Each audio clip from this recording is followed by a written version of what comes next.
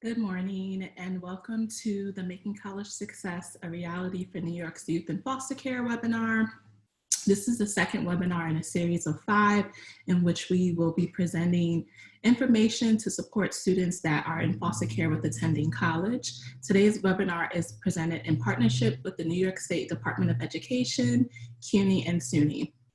We will focus on providing you all information regarding Foster Youth College Success Initiative, and more specifically, focus on the program implementation for the 2020-2021 academic year. My name is Jessica Maxwell. I'm a consultant working with Children's Aid to support the resource guide development, promotion, and advocacy. I've worked in child welfare, advocacy, and policy for nearly 10 years, and I'm passionate about empowering young people to make decisions and take a seat at the table on making decisions that impact them. I currently live in Los Angeles and work on educational issues impacting system-involved young people. Joining me today are several other advocates, including Dr. Christopher Fernando, who has over 20 years experience working in higher education. Chris currently works for the New York State Education Department in the Office of Access, Equity, and Community Engagement Services. He is the supervisor for higher education programs for the Office of Post-Secondary Access, Support, and Success. Additionally, we have Yolanda McBride, who leads policy and advocacy efforts for Children's Aid, focusing on education, health, child welfare, and cross-systems coordination. Her background includes nearly a decade of New York City government, where she served as a senior policy analyst for the New York City Council and a senior policy advisor to the Deputy Mayor for Economic Development. I'm also pleased to introduce Kenneth Kirchon, who is a program manager for the New York State Office of Children and Family Services, focusing on higher education and transitional services and initiatives that support youth in foster care. He is also the Education Training Voucher Coordinator for New York State and has more than 10 years of experience in youth development. He is dedicated to ensuring that all youth have the resources and skills they need to successfully transition to adulthood. Additionally, we have Dr. Shirley DePena, who is the director of the Foster Youth College Success Initiative at CUNY. She is also an organizational consultant and an adjunct professor at the NYU Silver School of Social Work and the Silberman School of Social Work at Hunter College. Previously, Shirley worked for the Jewish Board for 14 years as a social worker and later as an administrator. Lastly, but of course not least, we have Osei Ijerman. He has a dual role within the Office of Opportunities at the SUNY System Administration as a campus liaison. He works with the Educational Opportunity Program directors at the colleges to ensure proper fund management and efficient program execution to support EOP students. As SUNY's FISA coordinator, he works with SED, OCFS, Children's Aid, and SUNY System, as well as SUNY campuses to manage funds and execute college success policies that impact all current and former foster youth. I'd like to thank everyone that contributed to the development of the resource guide as well as these webinars, and especially give a big thank you to all of the young people, students from foster care, who have bravely shared their stories and reflections on real life experiences with navigating higher education. While we were not able to feature a student in today's webinar, we encourage you to visit the College Success Resource Guide to read their personal stories and testimonies. The youth voices are core to this guide. And lastly, I would like to thank Children's Aid for making this work a priority. For the agenda today, we will discuss the Foster Youth College Success Initiative, its history, goals, and the program implementation. We will discuss student eligibility, including providing definitions on foster youth, orphans, and enrollment requirements, as well as going through the identification consent process and tips for identifying foster youth. Lastly, CUNY and SUNY will provide overviews of the program implementation within their system administrations. And moving from there, we will have an open Q&A. As you will notice, everyone has been entered into listen-only mode.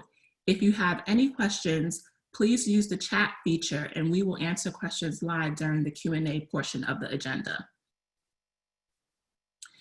This webinar will be recorded and uploaded to the FISA website on the College Success Guide page, and all of the resources we discussed today will be linked there as well.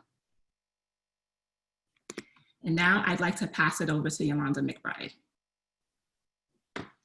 Thank you, Jessica. Good morning, everyone. My name is Yolanda McBride, and I am the Director of Public Policy at Children's Aid, a multi-service human service nonprofit with the mission of ensuring that children, youth, and families succeed and thrive.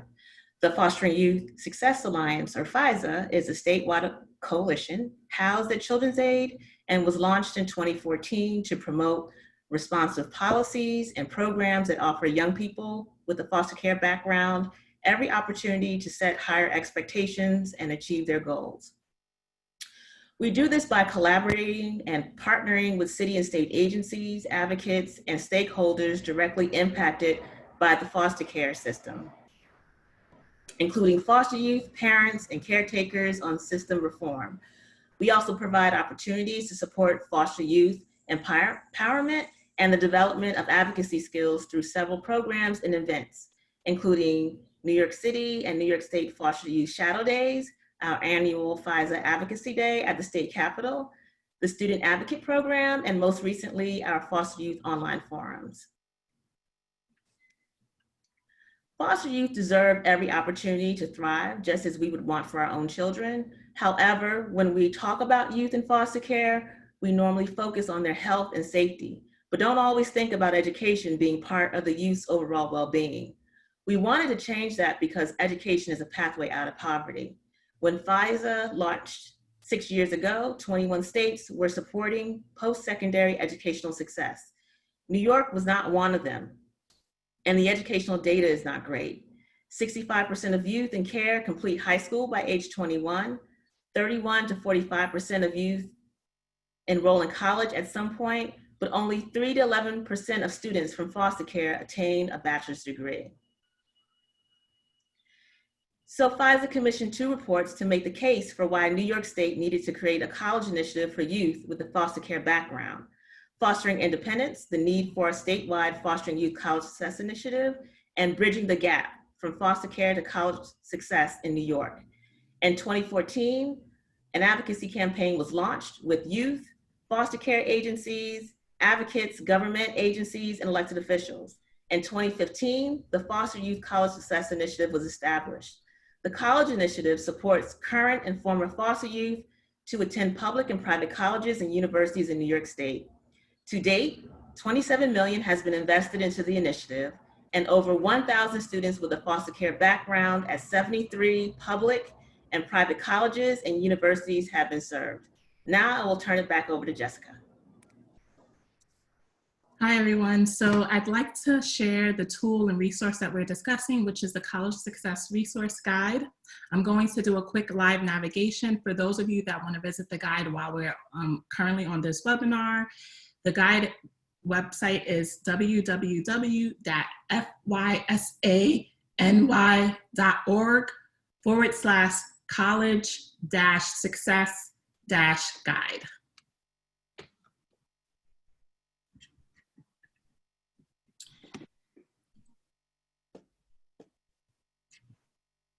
Can you all see my screen?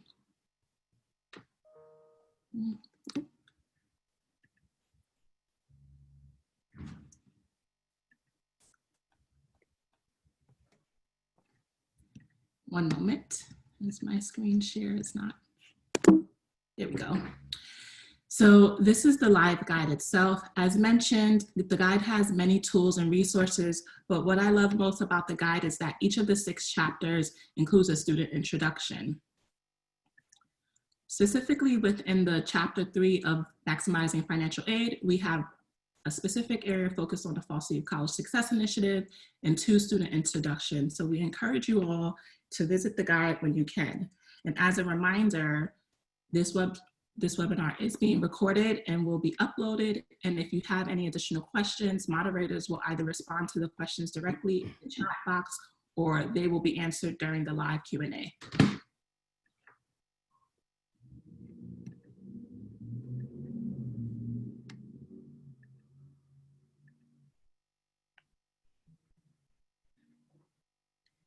And now I'm going to pass it over to Dr. Chris Fernando. Okay.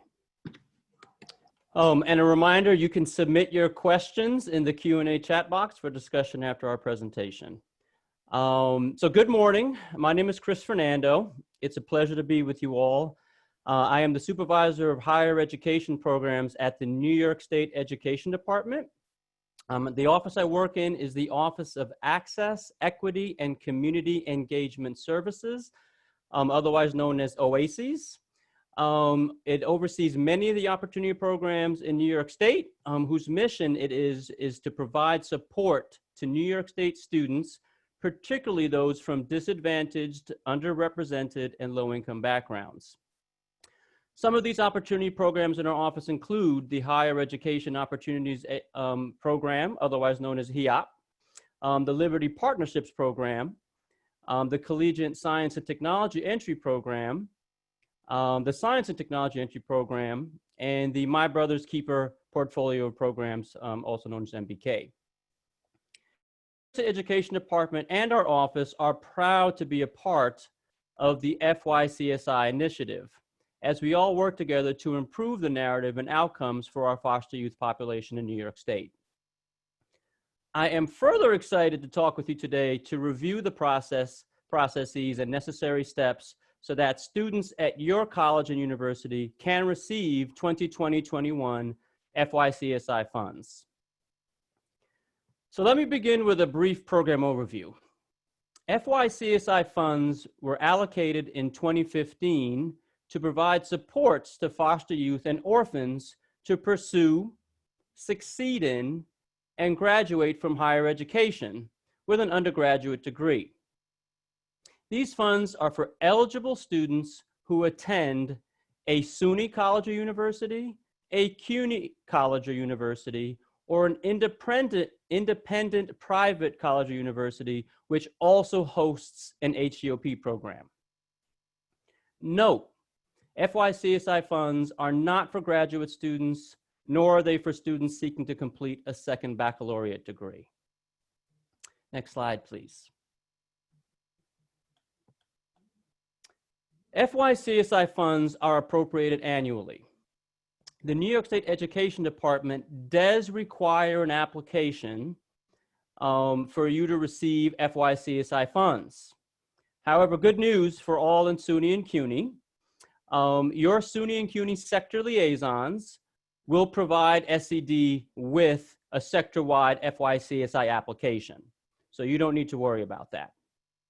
For the independent and private colleges and universities, again, that host an HEOP program, you're eligible for these funds. You will provide SED with an application, which describes briefly your work plan, how funds will be used on your respective campus for your students. Funds can be used for tuition and fees, books, meals, and housing, including recess, intersession, winter break, summer break, and supplemental housing.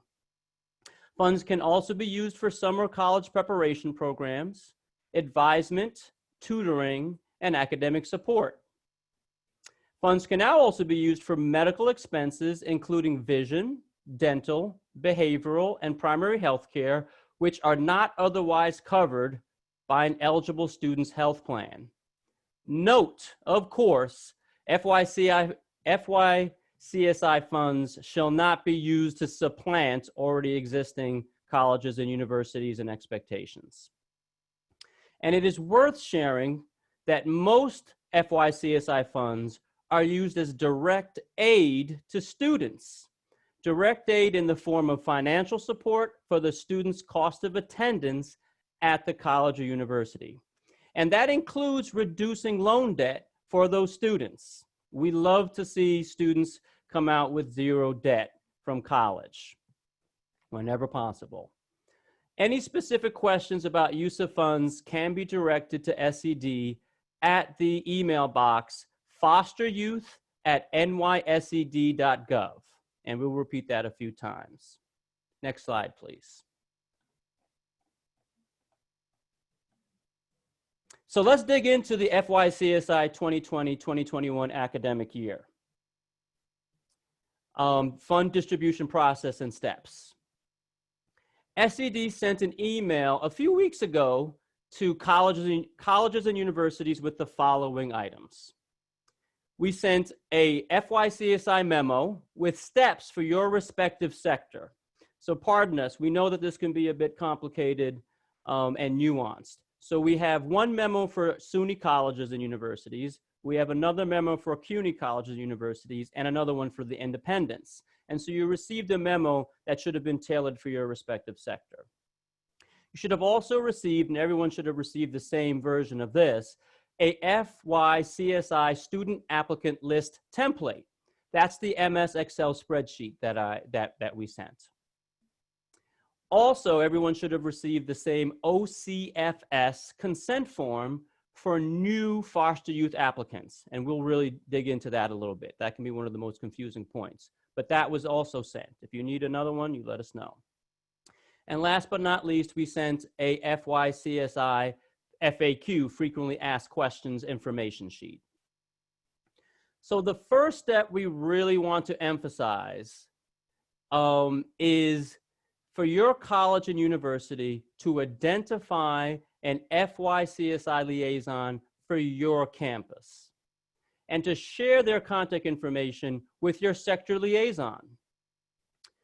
The FYCSI campus liaison serves as a point of contact at your college regarding all FYCSI program matters. FYCSI campus liaisons maintain the spreadsheet lists of eligible students for this program and are also responsible for submitting those lists and rosters to their designated sector liaisons. So for SUNY schools, your designated liaison is Mr. Osei Ajamin. And his email address that you can contact him at is fycsi@suny.edu.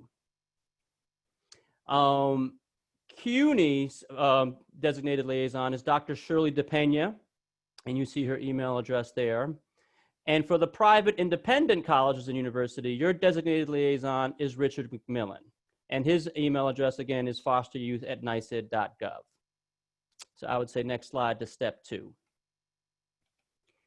Each foster youth campus liaison prepares a FYCSI student applicant list using the SED Excel spreadsheet template that was emailed.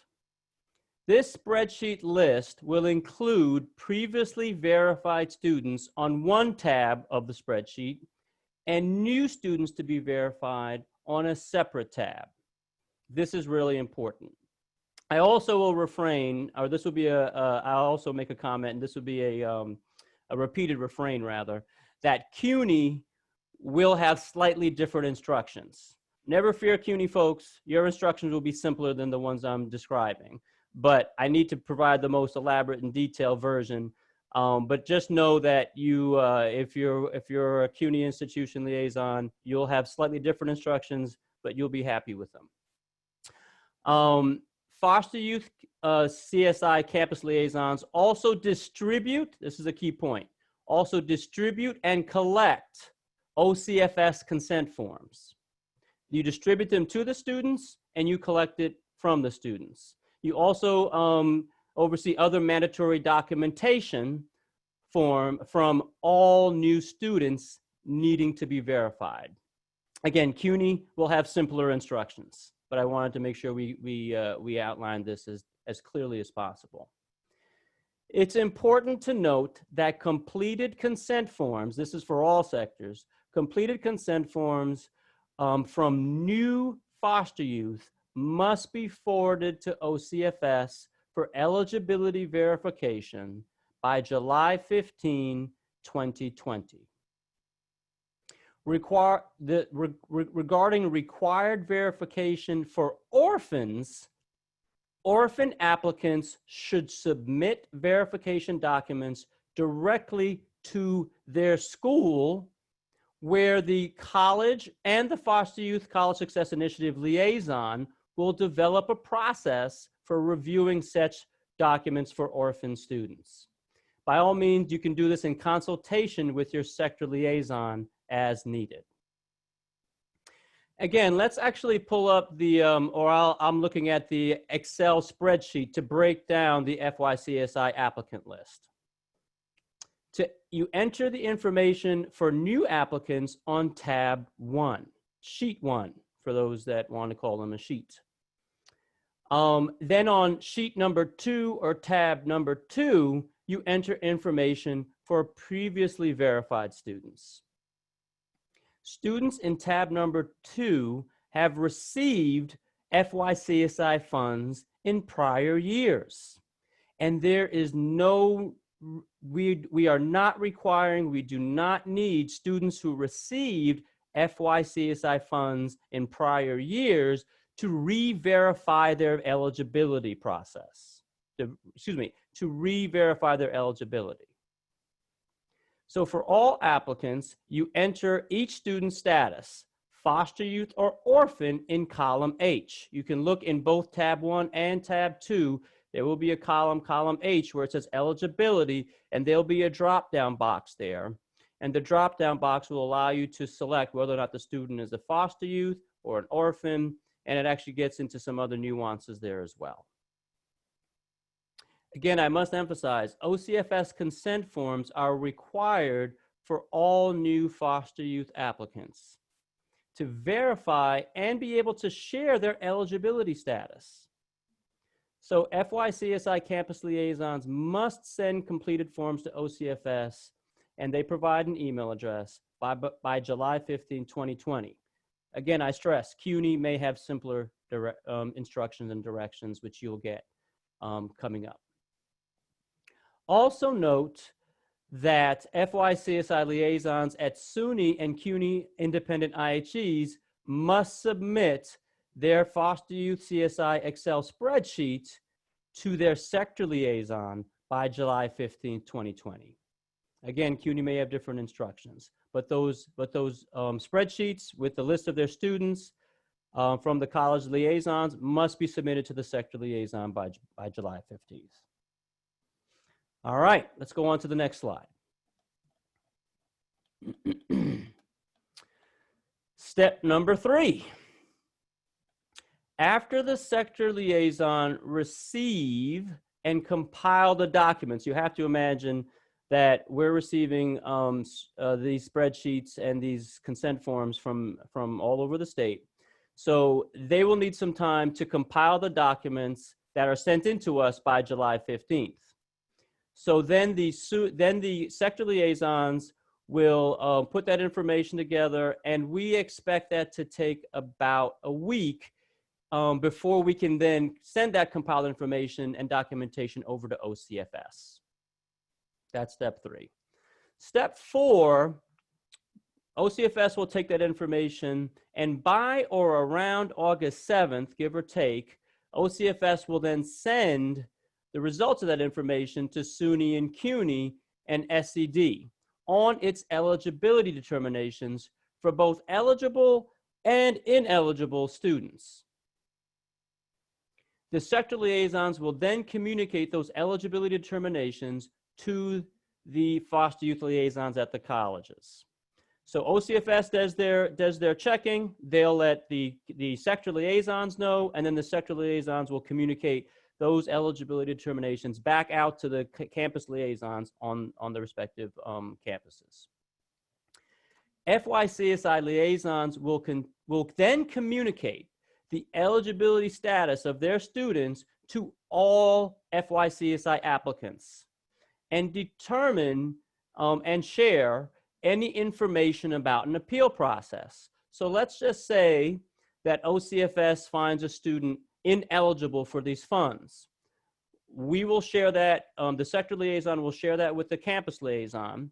The campus liaison will share that with its students, and if the campus liaison or the student feels that a mistake was made or they have other additional documentation that needs to be considered, the campus liaison will sort out an appeal process so that that documentation and those students who need to be revisited can be considered. And you'll communicate that with your sector liaison. Sector liaisons will then alert OCFS about any students who will be providing additional information so that their foster youth eligibility status can be reconsidered. Next slide, please. Step number 5. CUNY, SUNY, and private private colleges, universities, FYCSI campus liaisons communicate these final decisions to all students who sought an appeal. The sector liaisons provide an updated verification list back to the New York State Education Department, we hope by or around August 21st, 2020. Then the New York State Education Department develops a funding formula for all 3 sectors. This funding formula is based on the number of eligible students by sector, SUNY, CUNY, and the independent private colleges and universities.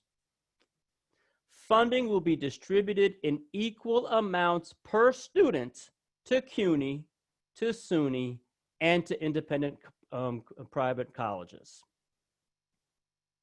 Step 6 is SED submits that funding formula for the 3 sectors to the Division of Budget for review and approval. Next slide, please. After DOB approval, the New York State Education Department will commence distribution of funds. SUNY administration and CUNY administration are sub-allocated their funding, and then they will get the money out to the individual campuses and universities. SED prepares contracts with the private colleges and universities individually based on their approved number of FYCSI student participants and the work plan that you provided back in their applications. Of note, this is important, individual campuses determine each student's financial need. What that means is actual FYCSI student awards are based on the college's determination of the student's needs, and that means student award amounts can and often will vary between participants. Let's move on to slide number 8. As such, after assessing actual FYCSI student needs, colleges may find that they have some remaining FYCSI funds left over. Schools can award these leftover extra funds to verified FYCSI students later in the academic school year if A, a student's need increases, or B, more verified FYCSI students are identified on your campus. In other words, eligible students identified after July 15th, our July 15th deadline, that received foster youth funds in prior years are still eligible to receive those leftover extra funds based on their need as determined by your campus and any available funds that you may have. And if new students are verified to be eligible for FYCSI after the September distribution of funds, you can contact your sector liaison on how to proceed, as leftover extra funds may be used to support those students based on their needs as determined by you, the college and university, and again, available funds. Next slide, please. So we absolutely have reporting requirements when this is all done. After money is distributed, SCD will have a FYCSI final report spreadsheet that will look to capture how your FYCSI funds were used. And that will need to be completed by the FYCSI liaisons. That will come forth in the coming months, and details and deadlines on that are forthcoming. again, we try and approach that after the money has been distributed and we know things are flowing. I again want to thank all of you for your efforts to try and change the narrative, as Yolanda pointed out, for our foster youth students. And I pass this back along to Jessica and mention again that there will be some space for some Q&A afterwards. I hope this helps. Thank you. Thank you, Chris. So we will briefly discuss the student eligibility for the Foster Youth College Success Initiative funds.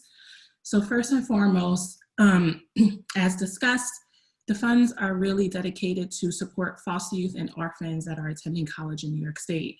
The definition of foster youth is students that spent any time in foster care after the age of 13. This would include students that were subsequently reunified with their birth families or were adopted after their 13th birthdays. Additionally, students who are currently undocumented or do not have lawful immigration status in New York State, but meet the foster youth definition are also eligible.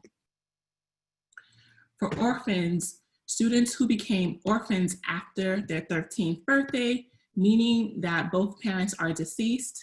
I do want to note that we recognize financial aid administrators have and can use professional judgment when determining when to do a dependency override in unusual circumstances for students that are claiming orphan status or who have been unaccompanied from their parents. In addition to meeting those two definitions, as mentioned earlier, students must be enrolled in one of the following higher education institutions. So within a college within the CUNY administration, a college within the SUNY administration, or a private independent college that currently operates a higher education opportunity program, although they do not need to be enrolled in the opportunity program. I am now going to pass it over to Ken from the New York State Office of Children and Family Services to talk about student identification and verification of the foster care status. Thank you.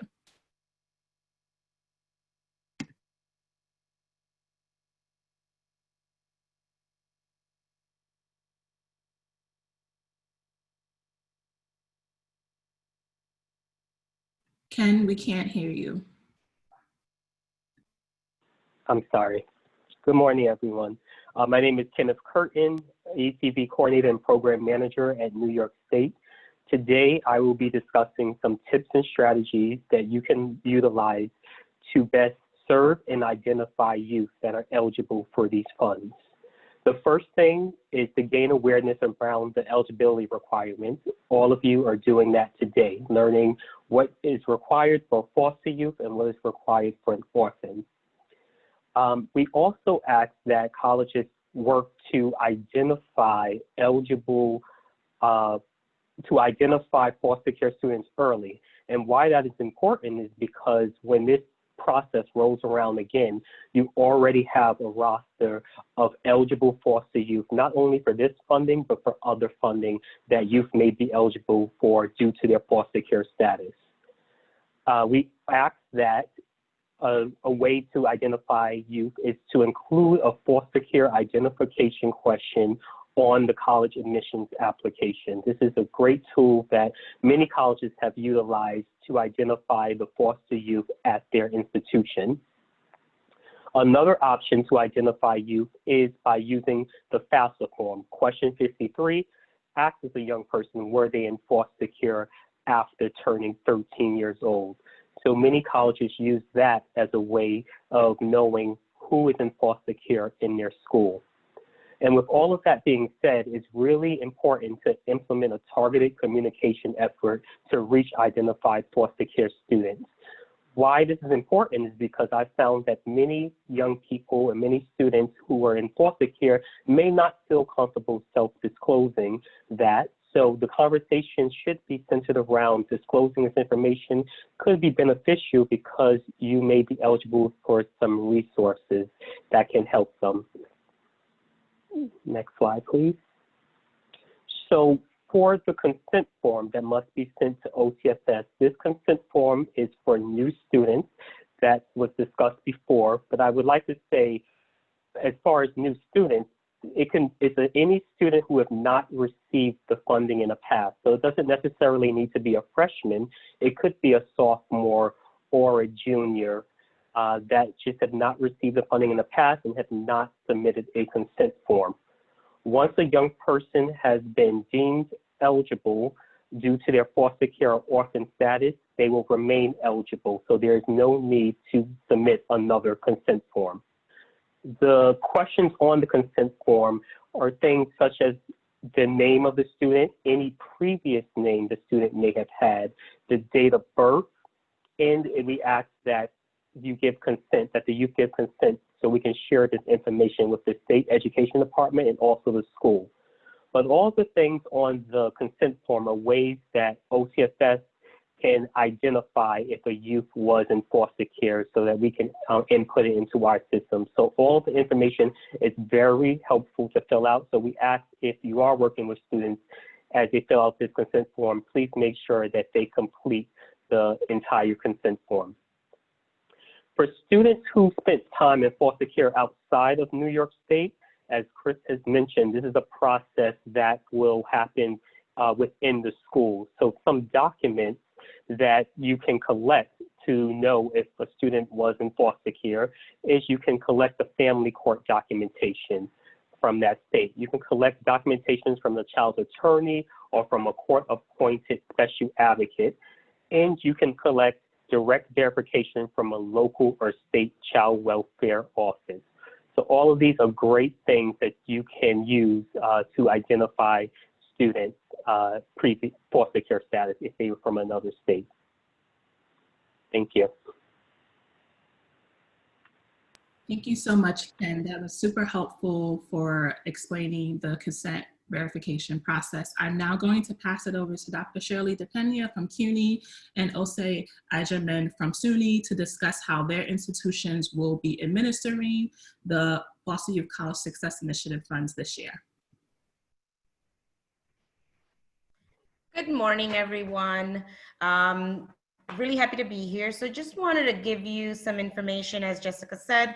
So at CUNY, the FYCSI program really provides a holistic support program for students. And when we say a holistic support program, we include additional supports outside of financial aid stipends to students. So on the right are the list of services that we provide, and I'll go through them, but I just want to also mention that when we use a layered approach to our services. So what that means is at CUNY, we have a number of programs that are already supporting students. And so we have students that are in College Discovery and SEEK and ASAP and ACE. And so with students that are in those support programs will continue to be the point people and the first layer of support for these students. The FYCSI program will then come in and apply additional supports as needed. For students that are not in support programs, for unaffiliated students, we will then be their main source of support. There are 5 main components to our program that, again, all students can and are eligible to receive. It'll just, if they're in a support program, it'll just look differently than if they're not in a support program. So the first area is individualized intensive case management services. We have social work interns that will work with our students and provide individualized intensive case management services. They will connect students, they will help students both internal to CUNY and external to CUNY on whatever they need. For students that are in support programs, again, because their support programs are the first layer of contact, we come in as needed and as requested. For students not in support programs, then we are their first layer of contact. For enhanced academic and support and academic advisement, going off of the wonderful academic support and academic advisement that support programs like College Discovery, SEEK, ASAP, and ACE provide, we want to make sure that all of our foster youth have those services, and so we make sure to connect all of our youth to those services. We also provide community leadership building for students, and have different opportunities for them to engage with each other and to provide support to them as well. And then we have financial support, and that financial support could be, we can pay for winter and summer courses, we can pay tuition balances, on-campus housing, and other financial aid to students. So that's what we're able to do. Thank you.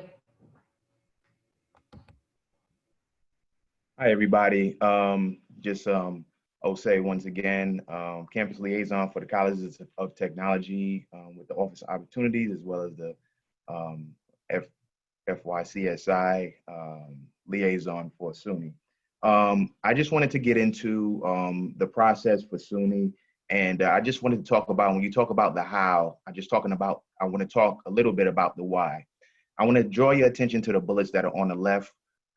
Just picture yourself in a situation as far as a youth in care, going through a major transition in your life. You're transitioning out of care. There's a lot of uncertainty. There's a lot of different details that are kind of missing in there. Oh, we just lost the screen. But there's a lot of different details that are going on within that. So some of the things that you're dealing with is, do you want to identify or not? See if we can get the screen back. I think we lost the screen. Yeah. Sorry, everyone. Apologies. No problem, no problem. But, just thinking about that transition for a youth in care. So thank you, Jess. Also, thinking about health, there's financial aid barriers. The situation for a youth in care would be different for somebody who is not. Also, do I identify or not? Acclimating to student life. Should I identify myself as a youth in care or not? Lack of parental and guardian support, stable housing. A lot of the time, this is the transition that they're making from whether they lived in a residential facility or foster home. Now they're transitioning to living on campus. So they heavily rely on residential life to kind of give that backing. And then also some of the things that are missed are the intercession, in between breaks, spring break, winter break. Some of these things are important, even the summer.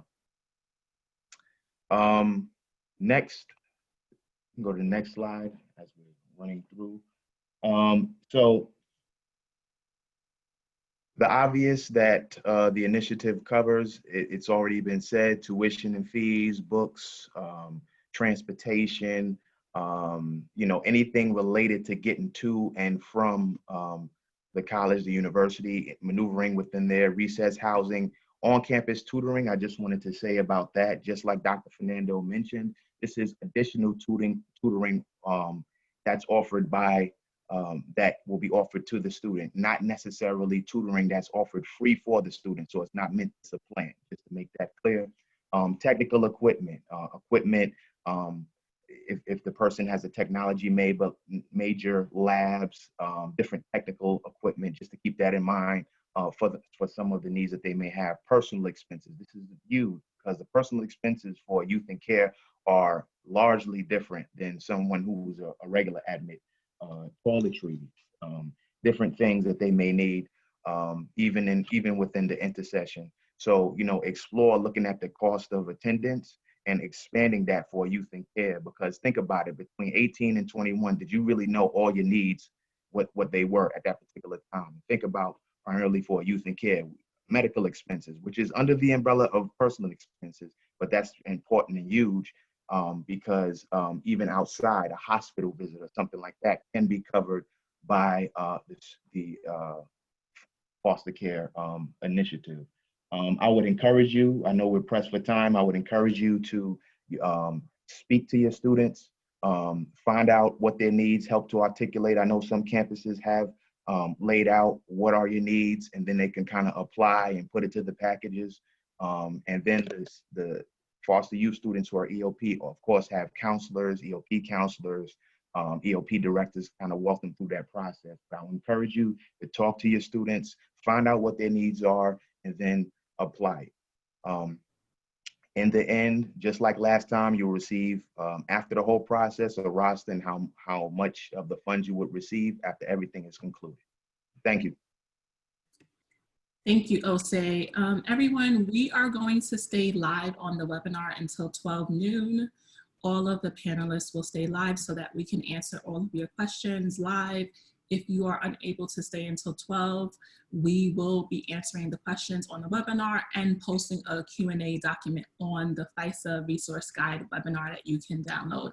Additionally, the process map with the 8 steps that Christopher Fernando mentioned earlier will be available for download as well.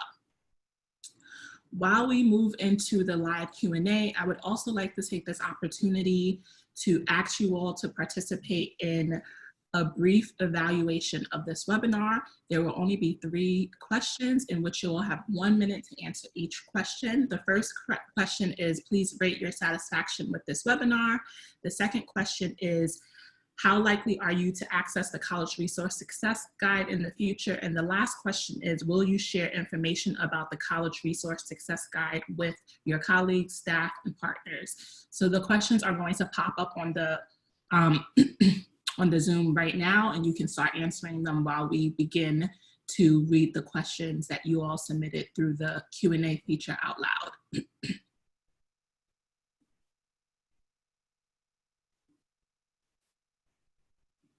Yes, the first question is, what are the signature requirements for the consent form OCFS 3165? Can students use e-signature? Ken, can you please answer that question? Hello. Yes, they can. And there's a signature option at the bottom of the consent form, and they will be allowed to use that. The next question is, what about community college? Do we need to submit an application? So any community colleges that are within the CUNY system administration or the SUNY system administration will be working directly with the CUNY and SUNY system administrators for applications and processes. And as mentioned earlier, SUNY and CUNY have different processes which are being coordinated by Dr. Shirley DePena at CUNY and Osei Ajamen at SUNY, and you can direct any questions if you're a part of that system to them. The only colleges outside of that administration, those 2 administrations that can receive funds for the Foster Youth College Success Initiative are colleges that currently participate in the Higher Education Opportunity Program and operate one of those programs and therefore receive a contract through the State Education Department. The next question is regarding private schools. Are eligible students at private schools, does that include HEOP and non-HEOP students? Yes. At private schools, a student can either be enrolled in the HEOP program or not enrolled in the HEOP program. As long as they meet the foster youth or orphan definition, they are eligible to receive funds. The next question is, are students eligible for funds to obtain a second associate's degree? That is a great question. I think students are eligible to receive funds as long as they're working towards a bachelor's degree, but I think we will need to follow up on a second associate's degree in writing. So the person that submitted that question, we will follow up with you directly in writing. The next question is, what is the protocol for students that never may have known one of their parents and the only parent that took care of them died? Are they considered an orphan? That is a great question. And as mentioned earlier, the financial aid administrators who determine verification for dependency overrides, meaning they determine whether or not a student is independent from their parent, do have the discretion to say, yes, that particular student would be eligible because they have never known one of their parents. But it is really up to the determination of the financial aid administrator at your campus. There are a couple of questions about consent forms. how will the consent forms go out? Will OCFS, is OCFS going to email the consent forms, the student consent forms? Great question. The consent forms were sent out along with the instructions for the Foster Youth College Success Initiative by the State Education Department in the last few weeks. If you do not have access to the consent form, I believe that a copy of it will also be downloadable from the webinar page on the College Resource Success Guide. Consent forms do not need to be returned directly to OCFS. The consent forms instead should be returned to your Foster Youth College Success Initiative administrator. The next question is, does the SUNY admissions application have a question regarding foster youth that is similar to the question on the FAFSA? I believe the answer is yes, but Osei, can you please confirm? I believe there's a question there that that's similar, that's on the FAFSA that indicates, you know, the status of a student. I will verify though. You can send me an email directly and I'll let you know definitively. The next question is there an age limit when a foster child can apply to college and get this financial support? For example, if a student was in foster care when they were 14 years old, but did not decide to enter college until they turned 21 or 22. Great question. There is no upper age limit for foster youth to receive this funding as long as they are enrolled in college and can verify that they were in foster care after their 13th birthday. They can access funds at any age as long as they are working towards a degree.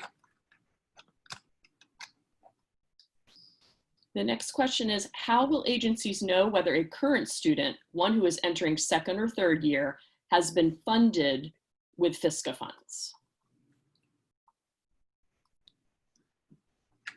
I guess the terminology agency is throwing me off. So within the higher education system, each campus will be submitting their foster youth list to your SUNY system administrator. And so if you have a student, hopefully Osei and Shirley can identify whether or not they received funds in prior years. If you are unsure, then we would encourage you to have the student submit the consent form if there is no other way to verify whether or not they received funds in prior years. This next question I think was addressed in the presentation, but it's what are the documents required from orphans? I don't believe we went through this in the presentation, but essentially some of the documentation can be a death certificate. It can be a documentation from a lawyer, or even documentation from the student's high school saying, yes, the student is recognized as an orphan or unaccompanied. There are various different documentations, and it's really going to be up to determination of the financial aid administrator as to what would be needed. Okay, the next question is, how can you find out if the annual application for 2021 has been submitted and what the fund allocation is? Great question. I will direct this to Chris. Sure thing. So again, if you're a SUNY college or university or a CUNY college or university, you would not worry about that formal application. You would just make sure that you know, you speak with your sector liaison, Dr. DePena or Osei Ajaman, about your work plan. If you are a private college or university and you want, and again, you host an HEOP program on your campus, you will be your campus liaison. After they submit to us that you have students, we will send you an application to complete as well. So that covers the application. Regarding your allocation, we can't tell you that until after we go through all of these steps. I think it was step 8 or step 7. We won't know what each campus or each sector receives until we actually know what the universe is of students by July 15th. The next question is, if a student has a consent form from another institution and then transfers to ours, do we need to then get a new consent form, or does the first consent form stand? A student that was funded previously does not need to re-verify as long as they have proof, or again, within that institution administration. So if a student is coming from CUNY or SUNY or transferring vice versa, as long as either Dr. Shirley DePena or OSE can identify, yes, this student was funded in a previous year, they do not need to re-verify. The next question is, how would we provide funding for medical care? Would we take the receipt and reimburse the student, or is there another option? That's a great question. We will likely need to do a follow-up to this, but I think as a part of the cost of attendance, if a student says that they have additional medical needs that will not be covered, that's a way to directly give funding to the students. But I would also prefer that OSE or Shirley provide additional instructions for how you're doing that on your campuses. And we have time for one last question, which is, are funds distributed by the college's financial aid department or by EOP, HEOP? That's a great question. Again, that's a question specific to each institution. Within the private schools, I can ask Chris to answer how that process usually goes, and Shirley and OSE could answer that at CUNY. It is an institutional process. Generally, it always goes through financial aid. Before OSE and Shirley just here, I just want to remind the participants, if you can, please complete the poll questions. Once you finish one question, the next question will pop up, and there are 3 questions in total. Thank you. OSE, Shirley, Yes. do you have any additional specifics to medical reimbursement for students? Yeah, so I know there was kind of 2 in there. So yeah, so as far as medical, if there's a situation with that and then there's a bill presented, you know, we kind of leave it up to the campuses on how you want to present it. If there's a bill, you can have the bill, and then, but with confidentiality, you know, there's a whole bunch of HIPAA and everything involved. Just kind of reach out to me to let me know what the expense is, and then we can kind of go from there and how we would take care of the expense. But there have been situations like that in the past with campuses, and that's how we kind of worked it out. There was a bill, and an outstanding bill. There was a situation that happened, received the information, and then we kind of work out with taking care of the bill. And as far as the money and the funds and how they're dispersed, of course, they're at system, and then they're dispersed to the campuses in which financial aid would disseminate it to the students.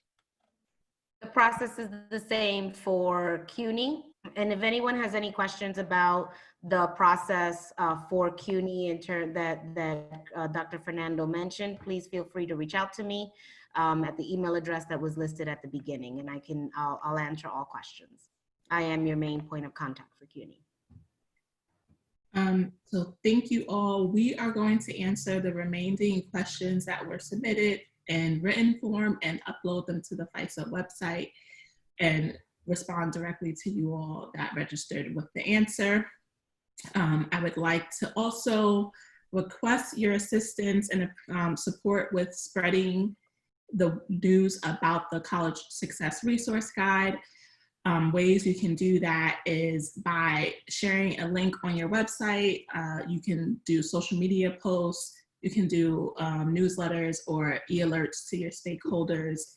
If you are interested in including information about the guide on your website, you can contact Children's Aid at fysa@children'saidnyc.org, and they will coordinate with you and give you the materials you need to include information on your website. As mentioned, this is a webinar series. This is the second of 5 webinars. The next 3 webinars will be happening based on the dates you see above. The next webinar will be a guide navigation for parents, guardians, child welfare staff, and students on July 8th. We will have a webinar specific to maximizing financial aid for foster youth, providing tips and strategies on addressing cost of attendance issues for foster youth on July 14th. And we will go in depth to some student scenarios and spend more time talking about the different scenarios such as guardianship, kinship, guardianship that may come up. And then the last webinar will be guide navigation for academic counselors. And that date is to be determined at this time. And we ask that you all register and participate and share this information.